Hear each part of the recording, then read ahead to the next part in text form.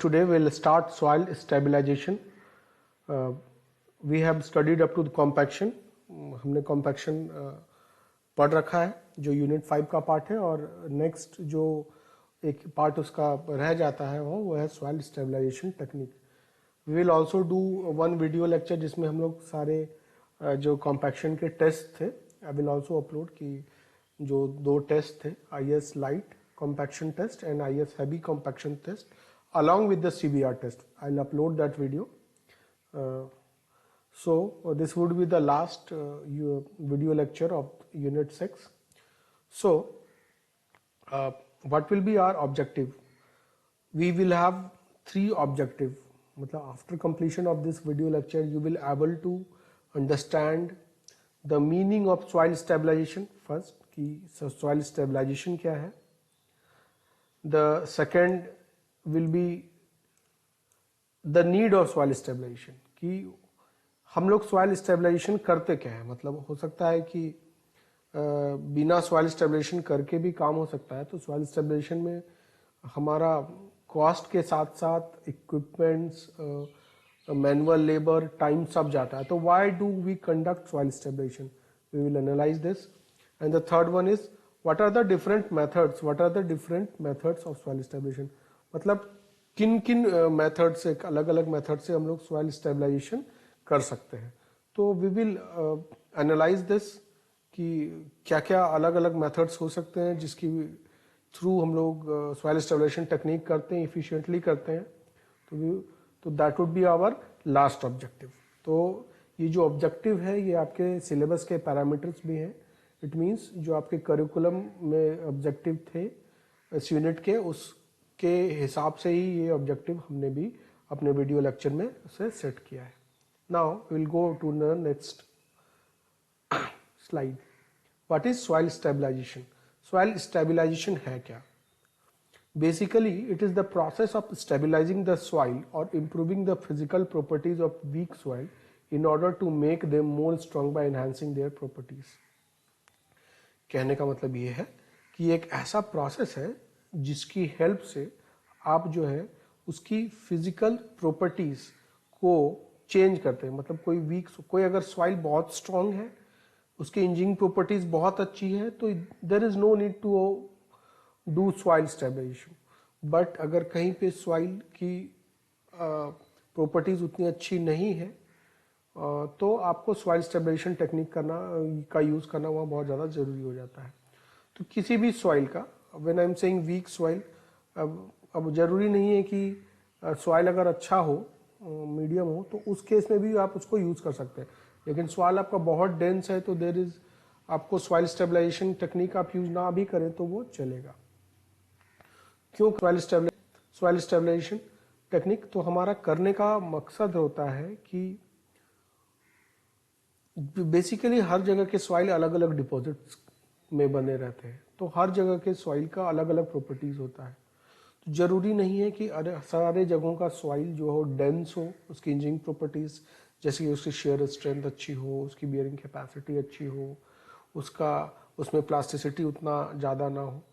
तो जब जरूरी ये नहीं है तो इसका मतलब है कि हमें जहाँ का सॉइल की कैरेक्टरिस्टिक अच्छे नहीं है, इंजीनियरिंग पैरामीटर्स अच्छे नहीं है, वहाँ पे हमें कुछ स्पेशल, जैसे आप डॉक्टर के पास जाके ट्रीटमेंट कराते हैं वैसे सॉइल का स्पेशल ट्रीटमेंट कराया जाता है. उसको बोलते हैं स्टेबलाइज. उसको ट्रीटमेंट को कहते हैं ना स्टेबलाइज. तो how we stabilize this soil now, तो उसके मद्देनजर ही हम लोग सॉइल स्टेबलाइजेशन का काम करते हैं. ओके नाउ, एंड आप लोगों को सॉइल स्टेबलाइजेशन का मीनिंग शायद समझ में आ गया होगा. What is soil stabilization? Now we'll move forward to the next slide. कि नीड, अब एक्चुअली इसका नीड और इसके फायदे, मतलब जरूरत और फायदे दोनों एक ही चीज है. हमने आपको पहले ही बताया था कि नीड जिस चीज का हमको पड़ता है तो इसका मतलब है कि जो है वो उसका फायदा है, तभी हम उसको वहाँ नीड में डाल रहे हैं, उसकी जरूरत. तो पहला पैरामीटर्स है to increase the shear strength of soil. मतलब बेसिकली अगर सॉइल की जो सॉइल स्टेबलाइजेशन ट्रीटमेंट हो जाती है किसी भी तरह से किसी भी मेथड से। तो हमारा ये भी एम होता है, प्राइमरी एम होता है कि उसकी शेयर स्ट्रेंथ की वैल्यू को, मतलब टाउ की वैल्यू को आप जो है इम्प्रूव कर रहे हैं, ताकि जो सॉइल है उसकी शेयर फेल्योर ना हो। तो ये हमारा बेसिकली पहला एम है, to increase the shear strength of the soil, मतलब शेयर स्ट्रेंथ की उसको इम्प्रूव करना है। The second one is to improve the load bearing capacity of the soil. To improve the load bearing capacity of the soil कहने का मतलब है कि जो अगर आप सॉइल स्टेबलाइज करेंगे या कोई टेक्निक उस तरह का यूज करेंगे तो उसकी लोड बियरिंग, उसकी जो लोड की लेने की क्षमता है वो बढ़ जाएगी। तो आपका यह भी एम होता है कि आप जब सॉइल स्टेबलाइज करते हैं तो उसकी लोड बियरिंग कैपेसिटी जो है वो बढ़ जाए। Now the third one is to control the shrinkage and swelling of soil in case of expensive soil. तो मैं सबसे पहले एक्सपेंसिव सॉइल के बारे में बता देना चाहता हूँ। एक्सपेंसिव सॉइल वह सॉइल होता है जिसकी ये कैरेक्टरिस्टिक होती है कि वो वाटर कंटेंट के बढ़ने के साथ साथ उसकी वॉल्यूम बढ़ जाए। मतलब जैसे वाटर कंटेंट बढ़ा उसकी वॉल्यूम बढ़ गई, जैसे वाटर कंटेंट घटा उसकी वॉल्यूम कम हो गई। तो ये प्रोसेस जो है उस टाइप के सॉइल को कहते हैं हम लोग एक्सपेंसिव सॉइल। जैसे कि आपको हमने बताया, एक क्लास में भी हमने डील किया था कि ब्लैक कॉटन सॉइल जो कि महाराष्ट्र और विदर्भ डेक्कन प्लेट्यू में पाया जाता है, उसकी ये कैरेक्टरिस्टिक है कि जब पानी कम होगा तो उसकी वॉल्यूम कम हो जाएगी, श्रिंक कर जाएगा, और जब पानी ज़्यादा होगा तो उसका वॉल्यूम बढ़ जाएगा, वो एक्सपैंड कर जाएगा। तो श्रिंकेज एंड स्वेलिंग, अगर श्रिंकेज और स्वेलिंग हुआ सॉइल में, वॉल्यूम उसका ज़्यादा बढ़ा घटा, तो उसके ऊपर जो भी स्ट्रक्चर है वो खराब हो सकता है, टूट सकता है, क्रैक आ सकता है। तो इस सॉइल जो स्टेबलाइजेशन टेक्निक है उसका ये भी एम होता है, तो ताकि उसके आप श्रिंकेज और स्वेलिंग को कम कर सकें। Hope you got. And the last is to reduce the plasticity index of the soil. Plasticity index आपको पता है, बेसिकली जो थर्ड और फोर्थ है ये वन और द सेम पैरामीटर है। अगर आपकी प्लास्टिसिटी इंडेक्स जो है आईपी की वैल्यू क्या होती थी? आईपी की वैल्यू होती थी liquid limit minus plastic limit होती थी। तो अगर आपकी प्लास्टिसिटी की वैल्यू ज़्यादा होगी, अगर आपकी प्लास्टिसिटी की वैल्यू ज़्यादा होगी तो आपका सॉइल में एक्सपेंसिव नेचर ज़्यादा आएगा, ठीक है, वो ज़्यादा एक्सपेंड करेगा और ज़्यादा श्रिंक और स्वेल करेगा। तो हमारा ये भी एम होता है कि हमारी प्लास्टिसिटी को, जो हमारी सॉइल की प्लास्टिसिटी है उसको कम करना। This is also our need. So you have to always keep this in mind that we always need to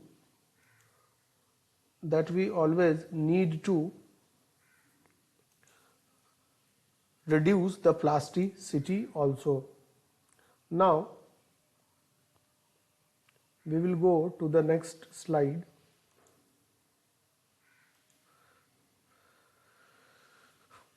कि what are the different methods of soil stabilization, मतलब अलग अलग कौन कौन से methods हैं जो एक्चुअली एग्जिस्ट करते हैं soil stabilization में। उसके बाद हम लोग इस सारे methods में as per our curriculum, our routine, our syllabus, what we have to study, we will also see this. तो पहला मेथड है mechanical stabilization, this is the first method. तो मैकेनिकल स्टेबलाइजेशन मतलब हम लोग समझेंगे कि mechanically how you can improve the soil. तो we will study in detail कि what are the mechanical, so we will study in this video lecture only. आप थोड़ी समय के बाद हम इसको जानेंगे।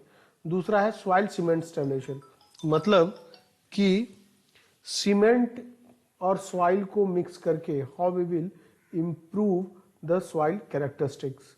So we will study this soil cement stabilization also. तीसरा है soil lime stabilization, मतलब soil में lime मिला के how we can improve the properties of soil. We will study this as soil lime stabilization. Now the fourth one is soil bitumen stabilization, मतलब soil में bitumen मतलब अलकतरा। अब bitumen के अलग अलग फॉर्म्स हो सकते हैं, ठीक है। तो soil में bitumen मिला के आप कैसे उसको स्टेबलाइज कर सकते हैं उसको भी हम पढ़ते हैं। बिटुमेन स्टेबलाइजेशन के अंतर्गत। फोर्थ, पांचवा है केमिकल स्टेबलाइजेशन। कुछ केमिकल यूज करके अगर हम सॉइल को स्टेबलाइज करते हैं तो उसको बोलते हैं हम लोग chemical stabilization. The sixth is electrical stabilization, using the electric current, using the electric current, how we can improve the characteristics and the engineering properties of the soil. This comes under the electrical stabilization. It is not a very popular type of stabilization. It is very costly. So no, it is used in very specific areas. The last seventh one is stabilization by grouting. Grouting क्या है? Grouting एक ऐसा process है जब आप motor को cement water mix को आप फोर्सफुली कहीं पे जब पोर्स में आप उसको इंजेक्ट करते हैं, उस प्रोसेस को बोलते हैं ग्राउटिंग। तो आप ग्राउटिंग का हेल्प लेके भी सॉइल को स्टेबलाइज कर सकते हैं। उसके बाद आठवां में आता है stabilization by geo textile and fabrics. Geo textile and fabrics मतलब geo fabrics. Actually these geo textile and geo fabrics are nothing but polymers. ये पॉलीमर्स के बने रहते हैं। ये बहुत अलग अलग के तरह के रहते हैं जियो पॉलीमर्स में। जियो ग्रिड्स रहता है, जियो फैब्रिक रहता है, जियो वायर रहता है, जियो शीट्स रहता है, ठीक है। तो अलग अलग तरह के पॉलीमर्स को यूज करके हम सॉइल को स्टेबलाइज कर रहे हैं। That is these types of stabilization are known as stabilization by geo textile and fabrics. Another one is reinforced cement, reinforced earth, मतलब अर्थ को रीइंफोर्स कर देना। मतलब कि किसी रीइंफोर्समेंट जैसे कि माइल्ड स्टील या कोई वायर फैब्रिक का यूज करके आप उसको स्टेबलाइज कर रहे हैं, उसको बोलते हैं। जैसे आरसीसी में आप स्टील यूज करके उसको रीइंफोर्स करते हैं। फोर्सिंग की भी रीइंफोर्सिंग जो है वायर फैब्रिक, वायर मेस को डाल के रीइंफोर्स किया जाता है। तो that type of stabilization is known as reinforce earth.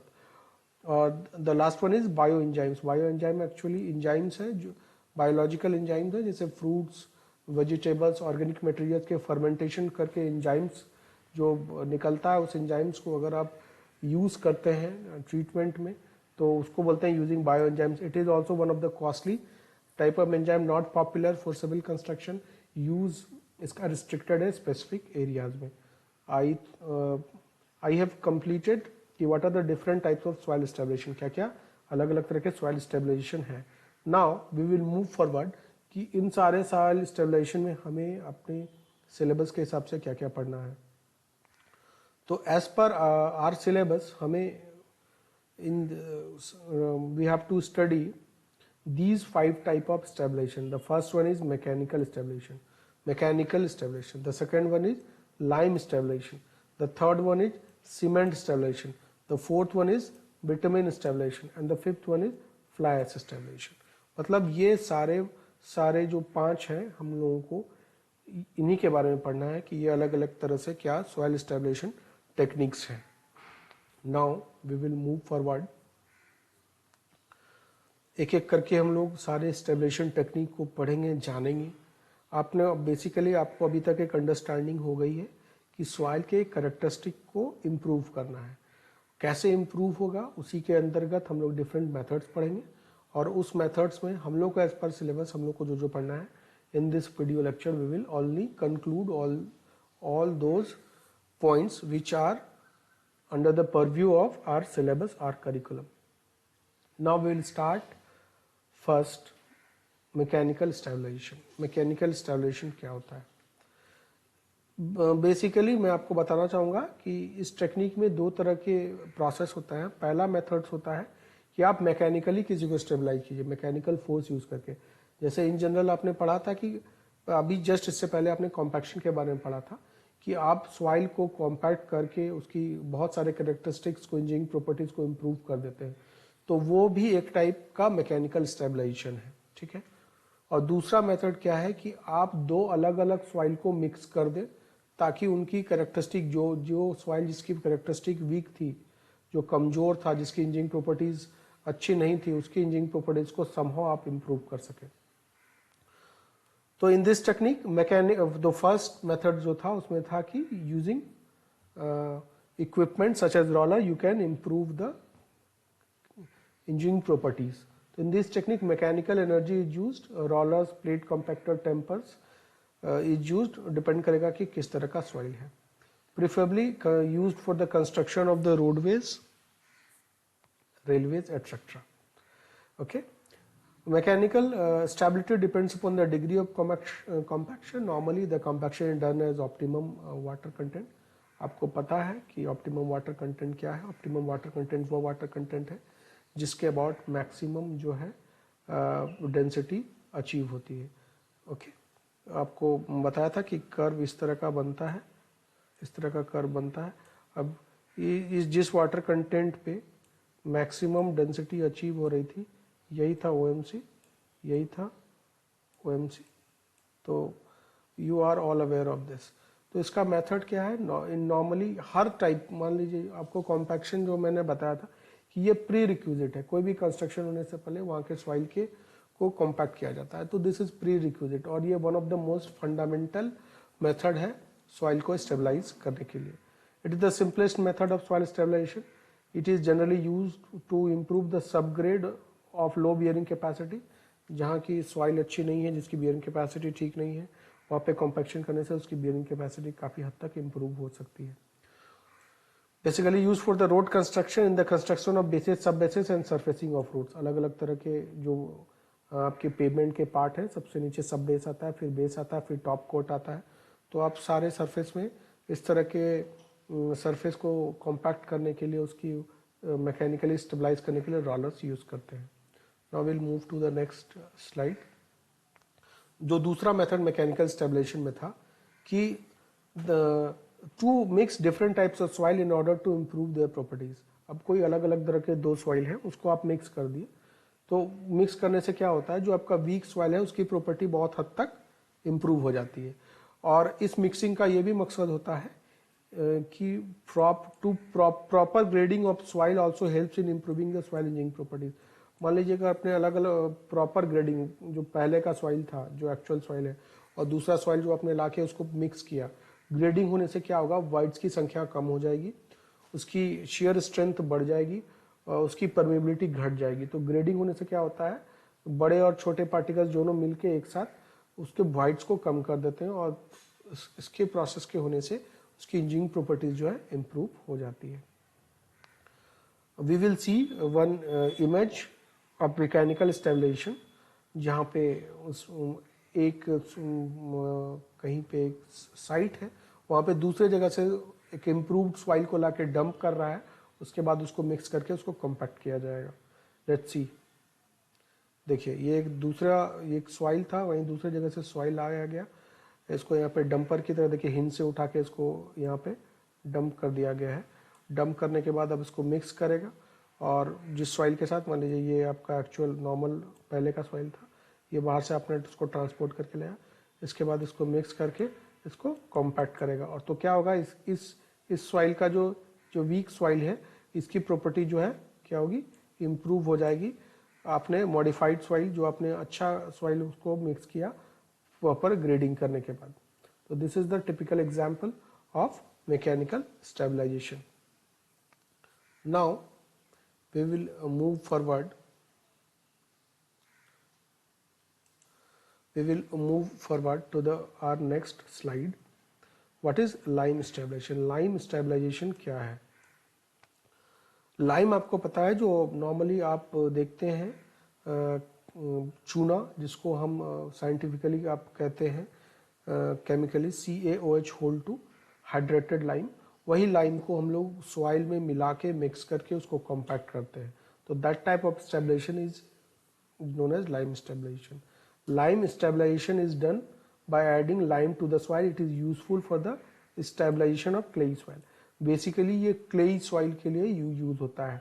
When lime reacts with the soil, there is exchange of cations in the absorbed layer, water layers, and decrease in plasticity of the soil occurs.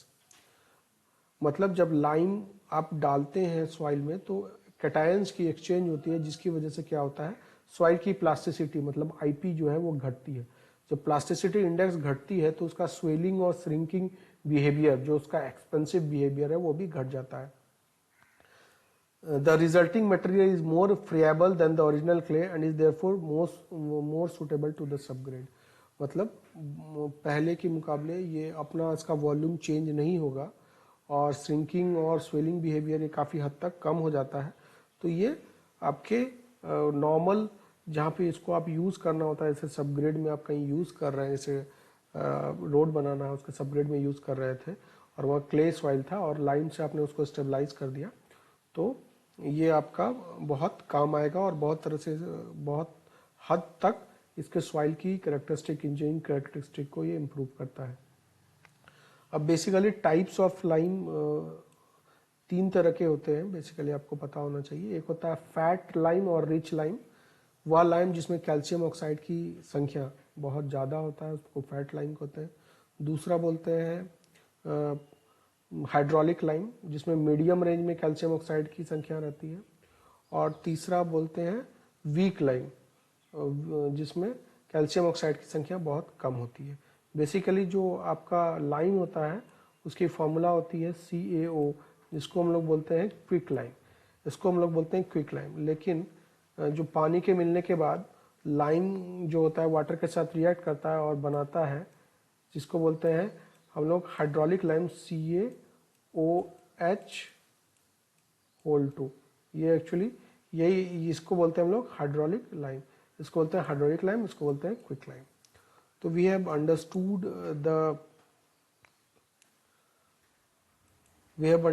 What is the lime stabilization. We will see one image, एक image देखेंगे जिसमें lime stabilization से soil की को improve किया जा रहा है। आप देखिए यहाँ पे सबग्रेड है और ये सबग्रेड मतलब मान लीजिए रोड कंस्ट्रक्शन के लिए पूरा कर रहा था, ये टैंक के थ्रू ये लाइम को गिराया जा रहा है और उसके बाद इसको प्रॉपर मिक्स किया जाएगा इस सॉइल के साथ और उसके बाद इसकी कॉम्पैक्शन की जाएगी। और this is all about the lime stabilization. This is all about the lime stabilization. Now we will move forward to our next stabilization technique, that is cement stabilization. अब cement stabilization क्या है? Normally जो stabilization technique में cement use करते हैं, stabilization को cement stabilization करते हैं कहते हैं। तो पान से incorporating portland cement 5 to 14% volume of compacted mixture with naturally occurring artificially created soil और aggregate mixtures। मतलब नेचुरली जितने सॉइल है या सॉइल एग्रीगेट मिक्सचर में 5 से 14% उसकी वॉल्यूम को बहुत ज़्यादा सीमेंट नहीं मिलाना है, मिक्स करके आप उसको कॉम्पैक्ट करेंगे। तो उस कॉम्पैक्ट करने से जो ट्रीटमेंट होता है उसको आप बोलते हैं सीमेंट स्टेबलाइजेशन टेक्निक या सीमेंट ट्रीटमेंट बेस। ठीक है, अब आप इसको बेसिकली सिटी के स्ट्रीट्स में, मतलब शहर में जो स्ट्रीट्स रोड होती है वहाँ पे कंस्ट्रक्शन में इसको यूज़ होता है। ड्राइववेज में इसकी कंस्ट्रक्शन में यूज़ होती है। शोल्डर्स मतलब रोड के किनारे वाले जो पोर्शन होते हैं जो जिसपे पेवमेंट नहीं बना हुआ था उसको शोल्डर्स कहते हैं, वहाँ पे यूज़ होता है। पार्किंग एरियाज में इसकी यूज़ होती है एंड सम एयरपोर्ट और रनवेज में भी इसकी यूज़ होती है। तो सीमेंट स्टेबलाइजेशन टेक्निक है, इम्प्रूव्ड एंड एडवांस टेक्निक है, लेकिन बेसिकली आपको पता है कि cement being a cementitious material it is also costly. तो आप हर छोटे छोटे जगह में सीमेंट स्टेबलाइजेशन टेक्निक नहीं यूज़ कर सकते। आपका मान लीजिए बहुत बड़ा एरिया है तो आप सीमेंट स्टेबलाइजेशन टेक्निक से यूज़ करेंगे तो वहाँ पे आपको कॉस्ट भी बहुत ज़्यादा पड़ेगा। तो बेसिकली बहुत सारे पॉइंट्स को भी, इकोनॉमी को भी मद्देनज़र ध्यान में रखा जाता है। तो ये भी एक बहुत अच्छा मेथड है, लेकिन सुटेबिलिटी अलग अलग मेथड्स की अलग अलग जगह पे क्या होगी, उसके बहुत सारे पैरामीटर्स क्या होंगे, क्या वो मटेरियल वहाँ पे अवेलेबल है, क्या उसकी कॉस्ट अच्छी है और क्या आपका उस सॉइल में सबसे ज़्यादा फ़ायदा वही मेथड दे रहा है। इस सारे पॉइंट्स को एनालाइज करने के बाद हम लोग कोई एक ट्रीटमेंट मेथड यूज़ करते हैं। Now we will move forward to our next slide, जहाँ पे हम देखेंगे एक इमेज जहाँ पे सीमेंट स्टेबलाइजेशन टेक्निक से वहाँ पे इम्प्रूवमेंट हो रही है सॉइल की। बेसिकली जो ये यूनिट है सॉइल स्टेबलाइजेशन, ये सॉइल इम्प्रूवमेंट मेथड्स है, सॉइल इम्प्रूवमेंट मेथड्स है, टेक्निक है। अब यहाँ देखिए, यहाँ पे एक रोड की कंस्ट्रक्शन होनी थी, यहाँ पे इसका ये ओरिजिनल सॉइल था। आपको यहाँ दिख रहा है ये एक्चुअली एक कोई हिली एरिया का रोड था, जिसकी हो सकती है शेयर स्ट्रेंथ अच्छी नहीं होगी। तो इस इससे, इस गाड़ी से, आपकी जो ये व्हीकल है, इससे वो सीमेंट को नीचे डंप कर रहा है। नीचे डंप करने के बाद इसकी प्रॉपर मिक्सिंग होने के बाद फिर इसको कॉम्पैक्ट किया जाएगा। तो this is one of the methods of soil improvement which is popularly known as cement soil stabilization technique. Now we will move forward to a next method of soil stabilization, that is bituminous soil stabilization. मतलब bitumen को use करके हम लोग कैसे soil को improve करते हैं। Bituminous stabilization, bitumen क्या है? बिटुमिन है एक्चुअली या तो एसफाल्ट यूज कीजिए या तो बिटुमिन, जिसको इन नॉर्मल हम लोग आप लोग ने रोड कंस्ट्रक्शन में बिटुमिन को देखा होगा। आप लोग नॉर्मली उसको अलकतरा कहते हैं। वो उसके अलग अलग फॉर्म्स होते हैं, मतलब अलग अलग प्रकार में वो पाया जाता है। उसको यूज करके भी हम लोग सॉइल को इम्प्रूव कर सकते हैं। सर्टेन ग्रैनुलर सॉइल में be stabilize by adding vitamin. Granular soil जो है वो स्टेबलाइज हो सकता है विटामिन मिलाने से। कौन कौन सा विटामिन कौन कौन से फॉर्म में मिला सकते हैं आप? इमल्शन के फॉर्म में, मतलब दूसरा कटबैक विटामिन के फॉर्म में, तीसरा एसफाल्ट विटामिन के फॉर्म में। और ये सारे जो हैं ये विटामिन के टाइप हैं जो कि अलग अलग हमें मिलते हैं और उनका अलग अलग एप्लीकेशन होता है। तो ये सारे तीनों फॉर्म्स को आप कोई एक फॉर्म को सॉइल में मिला के उसको मिक्स करके कॉम्पैक्ट कर सकते हैं। तो इस तरह के सॉइल को हम लोग सॉइल इम्प्रूवमेंट टेक्निक को हम लोग ने बिटुमिनस स्टेबलाइजेशन, ठीक है। बेसिकली ये करता क्या है?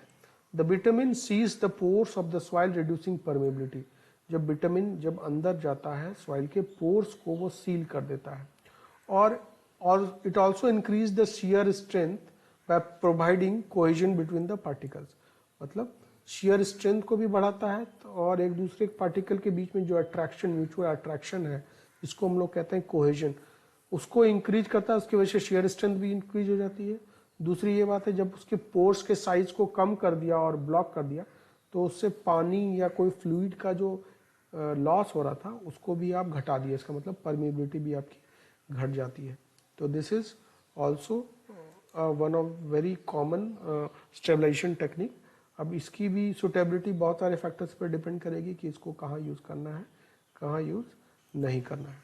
तो we will see one slide जिसमें हम देखेंगे कि वहाँ के सॉइल में विटामिन को मिक्स करके इसको स्टेबलाइज किया जा रहा है। This is vitamin emulsion. आप देखिए एक कहीं का रोड कंस्ट्रक्शन है या कहीं का ये फील्ड दिख रहा है, सॉरी फील्ड में ये विटामिन इमल्शन ये यहाँ से निकल रहा है और विटामिन इमल्सन निकल के ये देखिए पूरा एरिया में विटामिन इमल्सन निकला हुआ है। अब ये सॉइल के ऊपर जो आपका नेचुरल सॉइल था उसके ऊपर विटामिन इमल्सन स्प्रे कर दिया गया है और उसके बाद जाहिर सी बात है इसको मैकेनिकली कॉम्पैक्ट करना पड़ेगा ऊपर से, तभी क्या होगा, इसकी जो विटामिन की पेनिट्रेशन होगी वो अंदर जा पाएगा और सॉइल जो वीक आपका सॉइल है उसकी क्वालिटी को वो इम्प्रूव कर पाएगा। बेसिकली देखिए कोई भी तरह का मेथड्स आप यूज़ कर रहे हैं तो मेनली जानिए कि मैकेनिकल स्टेबलाइजेशन एक उसमें यूज़ होगा ही। मैकेनिकल स्टेबलाइजेशन चूँकि आप जब तक मिक्स करके उसको कॉम्पैक्ट नहीं करेंगे उस सॉइल को, वो उसकी जो प्रॉपर आपका जो एम है वो अचीव नहीं होगा। तो you have to after mixing also, after mixing different types of substance जैसे कि लाइम, फ्लाई ऐश, विटामिन, कोई भी मिक्स किए उसको प्रॉपर मिक्स करने के ग्रेड करने के बाद आप उसको मैनुअली कॉम्पैक्ट या with the help of machine rollers you do compaction. And at the last we will study what is fly ash stabilization, fly ash stabilization। Basically ये फ्लाई ऐश क्या होता है मैं बता देता हूँ। आपने घरों में देखा होगा, पहले के घरों में, अभी तो यू वोंट सी कि पहले के घरों में चूल्हा होता था। जो चूल्हा में जब खाना बन जाता था, जब उसको चूल्हा भुताने के बाद, मतलब चूल्हा को ऑफ करने के बाद आप देखते थे कि नीचे में कुछ अनबर्न सब्सटेंस, मतलब कुछ अनबर्नड सब्सटेंस रहता और प्रोडक्ट में, और वो जो ग्रे कलर का जो था सब्सटेंस बाय प्रोडक्ट, उसी को हम लोग कहते हैं फ्लाई ऐश। और वो फ्लाई ऐश हो सकता है कि आपके घर में चूल्हा से निकला हो या कोल के बर्निंग से केमिकल फैक्ट्रीज में तो ये जहाँ से भी ये निकलता है उसको हम लोग कहते हैं फ्लाई ऐश। और ये फ्लाई ऐश का भी प्रॉपर्टी जो होता है काफ़ी सीमेंटिशियस होता है, मतलब ये भी सीमेंट की तरह भी काम करता है। तो as due to its cementitious property, ये इसको भी अगर हम आप सॉइल में डालें तो इससे सॉइल की कैरेक्टरिस्टिक काफ़ी हद तक इम्प्रूव हो सकती है। तो सबसे पहले आपने जान लिया फ्लाई ऐश, मतलब जो बर्निंग के बाद जो बाय प्रोडक्ट बचती है उसे हमें फ्लाई ऐश कहते हैं। यहाँ तक हमने इसको जान लिया था। दूसरी बात ये कि अब भैया घर से तो फ्लाई ऐश निकाल के नहीं ले जाएगा, तो फ्लाई ऐश इतने अमाउंट में आएगा कहाँ से? तो बहुत सारे इंडस्ट्रीज में बाय प्रोडक्ट होती है, मतलब इंडस्ट्रीज का काम होने के बाद जो बाय प्रोडक्ट बचता है वो फ्लाई ऐश बचता है। तो हम उनका डिस्पोज करना, डिकम्पोज करना भी उनको टेंशन होता है। तो अगर उस इंडस्ट्रीज से हम फ्लाई ऐश को कलेक्ट कर लें और उसको सॉइल स्टेबलाइज टेक्निक में उसका यूज करें तो वो भी हमें बहुत एक हद तक बहुत मदद करेगा। सो वी विल सी कि कैसे स्टेबलाइजेशन टेक्निक में फ्लाई ऐश यूज होता है। तो soil fly stabilization reduces its plasticity. Soil fly stabilization reduces its plasticity index. उसके IP के वैल्यू को वो घटा देता है। And swell potential owing to cation exchange process that result in agglomeration of fine clay particles into coarse particles. मतलब कि उसकी प्लास्टिसिटी इंडेक्स को घटाता है उसकी कैटायन एक्सचेंज की वजह से, जो सेम चीज आपका हो रहा था। और इससे क्या होता है, क्ले पार्टिकल्स जो होते हैं उनकी जो नेचर होती है वो थोड़ा कोर्सर पार्टिकल्स में चेंज हो जाता है। ठीक है। The stable exchangeable cations provided by the fly ash such as Ca2+, Al3+, Fe3+ promote flocculation of clay particles. वो फ्लॉक्यूलेशन ऑफ क्ले पार्टिकल्स को फ्लॉक्यूलेट करने में मदद करता है, जिसके कारण ही उसकी जो कैरेक्टरिस्टिक्स है वो इम्प्रूव हो रही है। कैरेक्टरिस्टिक जिसके कारण उसकी इम्प्रूव हो रही है। अब देखिए उसकी कैरेक्टरिस्टिक कैसे इम्प्रूव हो रही है। उसकी प्लास्टिसिटी इंडेक्स कम हो गई, उसकी स्वेलिंग पोटेंशियल जो है कम हो गई और उसका साइज भी ज़्यादा बड़ा हो गया। अब देखिए क्या है, formation of cemented compound characterized by high shear strength and low volume changes. और जो आपका सीमेंटेड कंपाउंड बना फ्लाई ऐश और मिट्टी को मिलाने के बाद एक जो कंपाउंड बना, चूंकि अलग अलग मटेरियल से बना है, उसके बाद क्या हो गया, उसकी जो कैरेक्टरिस्टिक होती है उसमें शियर स्ट्रेंथ की वैल्यू हाई होती है और वॉल्यूम चेंज कम होता है। फ्लाई ऐश स्टेबलाइजेशन और lime is widely used to reduce and increase the shear strength of expensive soil. Basically जो एक्सपेंसिव सॉइल है, जैसे हमने आपको बताया था, उसमें आपकी फ्लाई ऐश स्टेबलाइजेशन और लाइम स्टेबलाइजेशन बेसिकली यूज होता है ताकि उसकी जो एक्सपेंसिव नेचर है उसको कम किया जा सके। The improvement is due to the following two basic reaction: short-term reaction including cation exchange and flocculation, and long-term including the pozzolanic reaction. ये जो improvement होता है फ्लाई ऐश में सॉइल को मिलाने से, जिससे उसकी प्लास्टिसिटी कम हो गई, जिससे उसकी स्वेलिंग पोटेंशियल कम हो गई, जिससे उसकी शियर स्ट्रेंथ कम हो गई, वो दो फैक्टर्स, एक्चुअली दो रीजंस हैं। शॉर्ट टर्म में क्या होता है, जैसे ही फ्लाई ऐश को आप मिलाते हैं तो कैटायन एक्सचेंज से होता है शॉर्ट टर्म उसकी इंप्रूवमेंट, और लॉन्ग टर्म में क्या होता है कि पोजोलोनिक रिएक्शन होता है। मतलब जो fly ash as a pozzolanic material काम आता है, पोजोलोनिक मटेरियल की तरह काम करता है, और ये सॉइल के साथ स्टेबलाइज करके उसकी लॉन्ग टर्म में उसको एक स्ट्रॉन्ग कंपाउंड बनाता है ताकि उसकी शियर स्ट्रेंथ भी इम्प्रूव हो जाती है। तो this is all about the basic of soil stabilization technique we have studied different soil stabilization technique. Now आप इस यूनिट को अपने बुक से भी पढ़ सकते हैं। ये बेसिक था, अलग अलग टेक्निक क्या क्या काम था हमने समझ लिया। सॉइल स्टेबलाइजेशन टेक्निक कुछ नहीं है, it's basically a soil improvement technique. Soil की कैरेक्टरिस्टिक को इम्प्रूव करने का टेक्निक है। अलग अलग माध्यम है, बहुत सारे माध्यम है जिसके द्वारा हम सॉइल को इम्प्रूव कर सकते हैं। बेसिकली हमें जो 5 माध्यम था जिनमें पढ़ना था हमने पढ़ लिया। अब इसको अब बुक से भी पढ़ सकते हैं। Notes I have already provided, you go through it. Very soon we'll meet for our next video lecture. Thank you very much.